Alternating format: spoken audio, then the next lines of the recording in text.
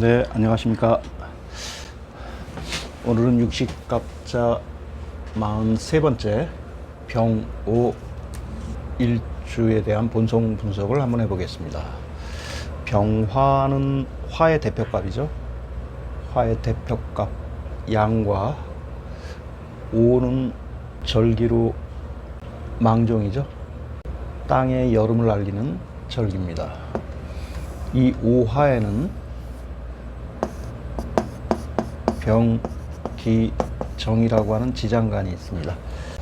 화라고 하는 건 오상, 공자님의 오상으로 하면은 인의 예지신, 예를 나타내죠. 그래서 병오일주는 예의가 밝다, 남녀공이 같습니다. 예의가 밝고 또 예의가 없는 사람들을 무척 싫어하죠. 또 한 가지는 양인이라고 합니다. 병오는 양인 일지를 가지고 있다. 양인이라고 하는 것은 한 손에 칼을 들고 있는 형국이다. 그래서 그런가요? 병오일주들은 올오와 낫승이다. 올오와 전부 아니면 아무것도 없는, 호불호가 빠를 수 있겠죠. 그 다음에 화가 지배하는 일주기 때문에 되게 격한 감정을 표현할 수 있는 일주가 병오일주입니다. 단 양인살이라고 하는 것은 좋게 나타나면은, 양인살 자체는 한 손에 칼을 쥐고 있는 형국이니까 그 양인살이 좋게 쓰일 경우에는 활인업으로 쓰일 수 있지 않겠느냐. 그게 잘못 쓰였을 때는 상대에 해를 가할 수 있는 어떠한 그런 기운을 가지고 있다. 사실 화라는 것은 이제 어떤 폭발적인 기운을 얘기하죠. 확산돼 퍼지는 기능이기 때문에 화가 났더라도 뒤끝이 없죠. 병오일주들은 뒤끝이 없다. 임수일간이나 경금일간들은 병화일간하고는 좀 차이가 있죠. 병화일간은 화가 나더라도 그때뿐입니다. 화를 기본으로 가지고 있는 일주, 양인 일주 간여지동돼 있다라고 얘기를 하죠. 일주가 이렇게 양인으로 되면 백호살같처럼 일치 기운을 세게 하는 기운들이라 상당히 안 좋게 나타날 수도 있겠다. 그렇지만 상대적으로 또 좋게 나타나면 크게 쓰임을 받는 일주가 병오일주일 것 같습니다. 병화는 비견이죠. 그 다음에 기토는 상관입니다. 병화는 겁재죠.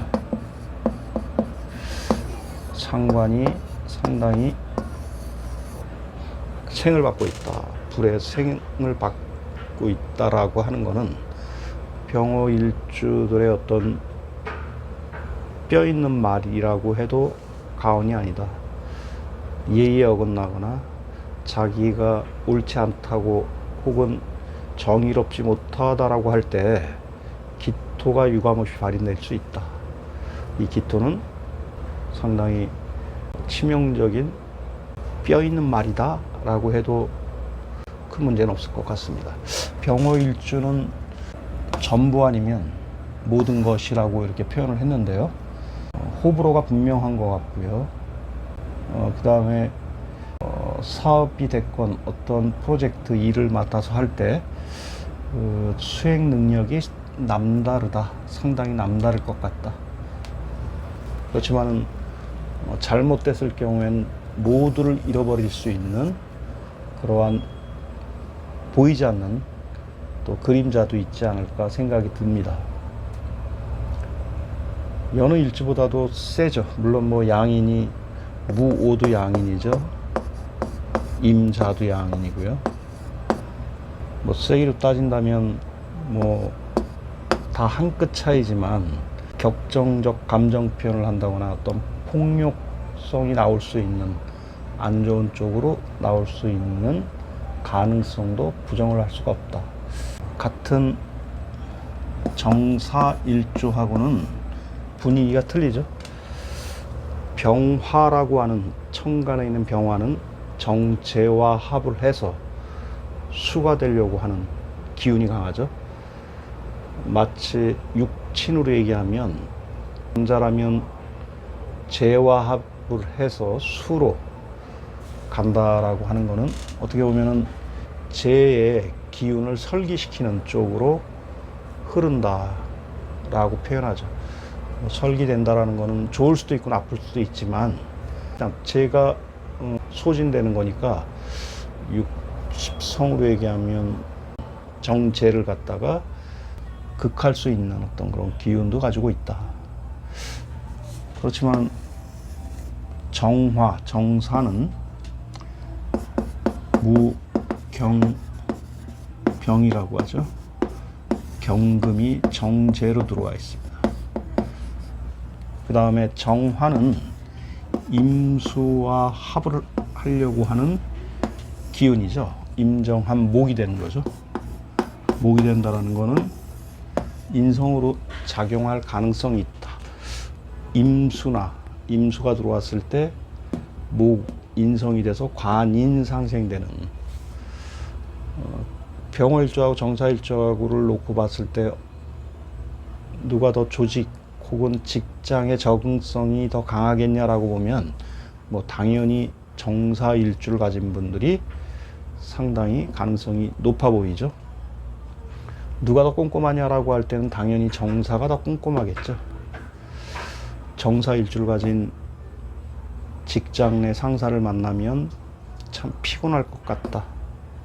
경금이 상당히 뭔가 어떤 일의 완성도를 높이기 위한 본성으로 작용된다면 그 밑에서 일하는 직원들은 상당히 고달플 것 같다. 그런 거에 비해서 병오는 크게 예의에 벗어나지 않거나 정의롭다면 병오일주는 그렇게 상대를 극하는 기운이 정사보다는 덜하지 않겠는가 생각이 좀 듭니다. 어쨌거나 일주 분석이라고 하는 거는 그 사람의 본성을 일주만 가지고 규정할 수는 없습니다. 지금까지 공부해왔던 일주 분석이라고 하는 거는 그날에 태어난 기운, 그날에 풍부받은 지장간의 범주 내에서 조금 더 확장한다면 천간, 병은 신금과 합을 하려고 하고 임은 정과 합을 하려고 하고 무토는 개수와 합을 하려고 하는 그러한 것들을 가정하에 지장간에 있는 본성이 과연 사회생활에 적응할 때 현대에서 어떻게 발현될 수 있을까라고 그 발현되는 이 사람의 본성이 어떠한 분야에 적응을 할 수 있을까라고 하는 것 정도로만 분석해 보는 거지 마치 사주 전체를 지배하지는 않는다라고 생각합니다. 아무튼 병오일주는 올 오한 낫생사주다. 전부 아니면 모든 거를 거는. 그래서 잘 되는 분들은 되게 잘 되지만 또 하다가 잘못될 경우엔 상당히 또 안타까운 또 일주를 가지신 분들이 병오일주가 아닐까 생각이 듭니다. 화끈하죠. 적토마라 그러죠. 적토마. 붉은 마. 삼국지에 나오는 간우가 타고 다녔던 말을 우리는 적토마라 그럽니다. 우리가 학생 때 데모할 때 맨 앞장에서 적극적으로 돌을 던지고 그 체류탄 가스를 뿌리고 그럴 때 맨 앞줄에서 아주 활발하게 데모를 했던 학생들의 일주를 조사해 본다면 아마 병오 일주가 제일 많지 않을까 생각이 듭니다. 화끈하죠. 그렇지만은 그거로 인해서 전부를 얻던지 혹은 전부를 잃을 수도 있다. 그래서 병오 일주를 가지신 분들은 멘토가 필요하지 않겠는가. 멘토라고 하는 건 사주 10성 중에서 인성을 얘기하죠. 인성이 필요하다. 또 한 가지 관성도 필요하다. 관성은 수로서 수화 기재냐 수화 미재를 조절해 줄 수 있는, 완급을 조절해 줄 수 있는 오행 중에 없어서는 안 될 오행이죠. 그래서 병호 일주들의 옆에 있는 천간이나 지지가 어떠한 오행으로 오느냐에 따라서 병호 일주는 전부를 얻거나 혹은 전부를 잃을 수도 있다는, 상당히 보면은 양인의 대표성을 가지고 있다 라고 해도 무리가 아닐 듯 합니다.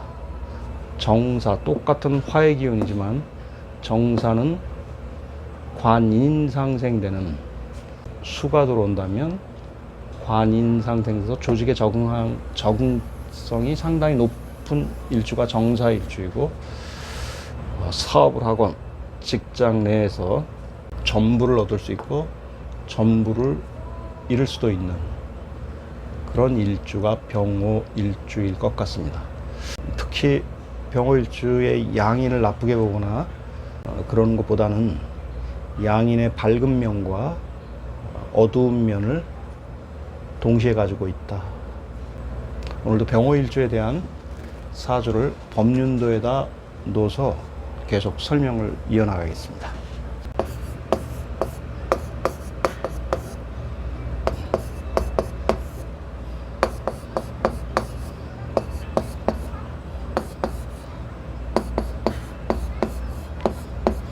병호 일주를 가지고 신월에 태어나신 분입니다.